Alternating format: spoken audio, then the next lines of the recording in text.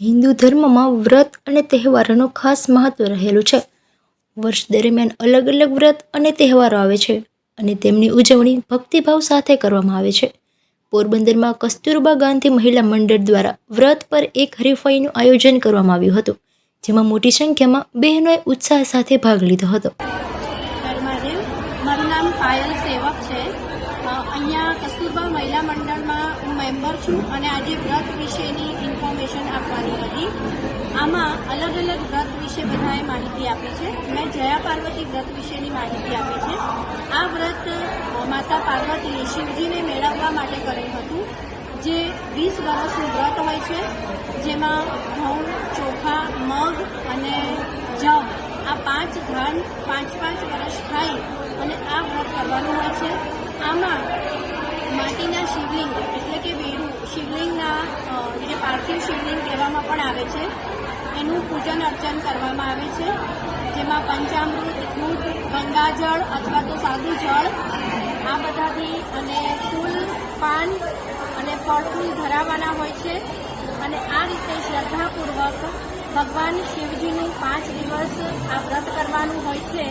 અને આ વ્રત બહેનો એટલે દીકરીઓ હોય ત્યારથી જ એ મોટી થાય ત્યાં સુધી આ વ્રત કરતી હોય છે, જેમાં સહનશક્તિની પણ એમને એક આદત હોય છે કે સહનશક્તિ મીઠા વગર કેવી રીતે કદાચ દિવસો કાઢવાના આવે તો તે પણ એ કાઢી શકે. અને બીજી એક આપણી જે લોકવાયકા છે કે સારો પતિ મળે તો એના માટે પણ આ વ્રત કરવામાં આવે છે.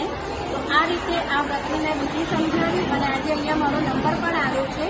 હું એ બદલ કસ્તુરબા મહિલા મંડળનો પણ આભાર માનું છું. હર મહાદેવ.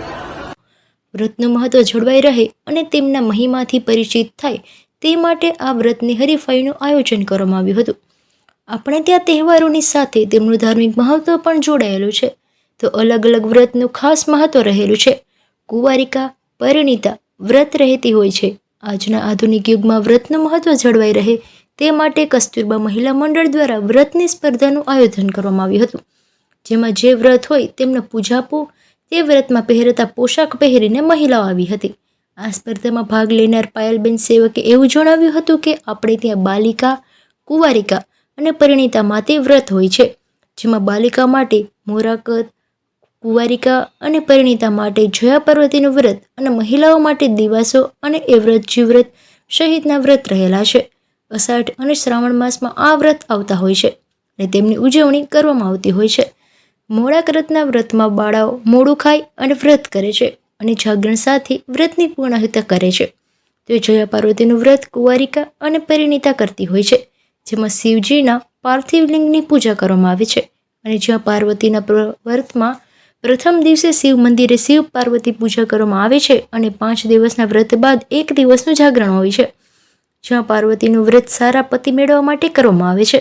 તો દિવાસો અને એ વ્રત જીવ્રતનું વ્રત મહિલા કરે છે. પોરબંદરમાં આયોજિત વ્રતના મહિમા અંગે યોજાયેલી સ્પર્ધામાં દરેક વ્રત મુજબ પૂજાપો અને તેમજ વ્રત મુજબના પોશાક પહેરી મહિલા અને યુવતીઓ આવી હતી. વ્રતનું મહત્વ જળવાઈ રહે તેવા આશયથી આ સ્પર્ધાનું આયોજન કરવામાં આવ્યું હતું.